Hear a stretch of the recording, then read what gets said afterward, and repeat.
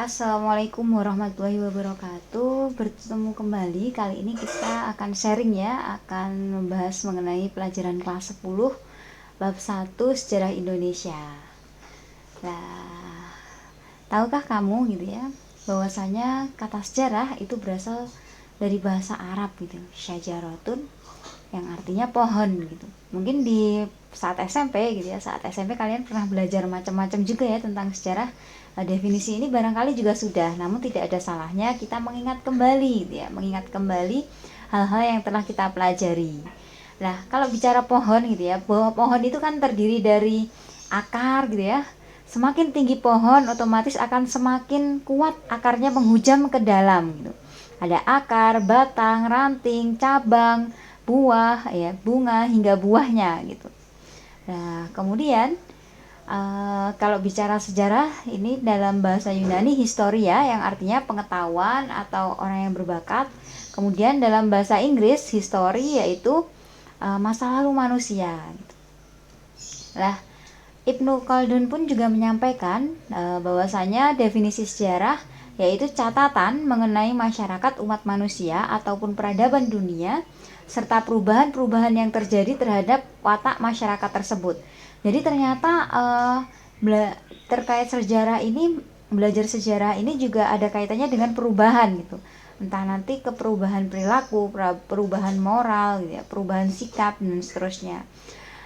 Sehingga kalau kita bicara sejarah gitu ya, di Ibnu Khaldun ini juga disampaikan bahwasanya terkait kolektif gitu ya, apa namanya, uh, kita secara makhluk individu maupun sebagai makhluk sosial, karena akan mempengaruhi perubahan.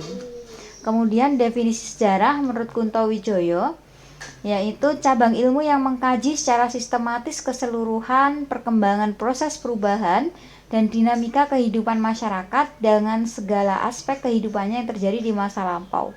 Kunto Wijoyo juga masih menyampaikan terkait perubahan juga nih gitu ya. Perubahan.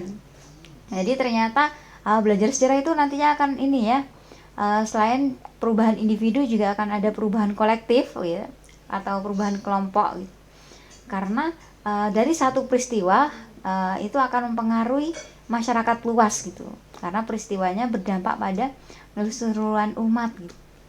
Nah, hari ini kita akan mencoba nih melacak asal usul nenek moyang kita, khususnya bangsa Indonesia ya, karena kita tinggal di Indonesia. Nah, sebelum itu, pernahkah kalian melihat benda yang ada di layar ini? Kalau ada yang belum pernah, coba cari ke dapur kalian ya, cari ke dapur, barangkali menemukan gitu ya. Ada yang nyebut ini namanya cowek, lemper, atau istilah yang lainnya gitu. Ya, kemudian kita juga akan membahas mengenai zaman praaksara. Kalau kita menyebut pra itu adalah sebelum, atau nir juga sebelum, kemudian kita mengenal aksara tulisan gitu ya, leka tulisan. Sehingga zaman praaksara adalah zaman sebelum manusia mengenal tulisan.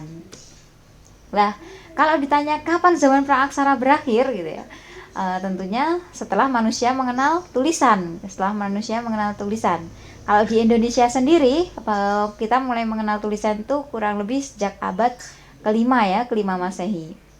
Nah, kemudian kapan tepatnya manusia itu mulai ada di bumi sebagai tanda zaman praaksara? Nah, ini pertanyaan yang sulit untuk dijawab gitu ya, karena kalau misalkan kita memastikan gitu ya, rentang waktunya itu lumayan ya, sekitar 2500-an tahun yang lalu. Ya, jadi bukan 2500-an tahun ya, tapi 2500 jutaan tahun yang lalu. Kita harus flashback sedemikian rupa untuk menentukan kapan pastinya gitu. Ya, tapi kalau misalkan kita mau melakukan kajian tentang zaman praaksara, apa boleh gitu ya? Sangat boleh gitu ya. Tentunya sekarang sudah banyak didukung ya dengan keilmuan-keilmuan yang sangat modern dan canggih. Kita bisa memanfaatkan ilmu arkeologi, geologi, kemudian biodiversitas gitu ya. Banyak sekali ilmu yang bisa kita gabungkan untuk mempelajari terkait mengkaji zaman praaksara ini. Oke. Apa sih gitu ya kalau kita mau ini manfaatnya gitu, kita kok ngapain kita repot-repot mempelajari tentang zaman praaksara gitu. Padahal kita udah hidup di zaman modern yang seperti sekarang ini gitu. Nah, coba kita cari apa sih manfaatnya kita mempelajari zaman praaksara, atau apa sih manfaatnya kita belajar sejarah. Pentingnya apa sih belajar sejarah?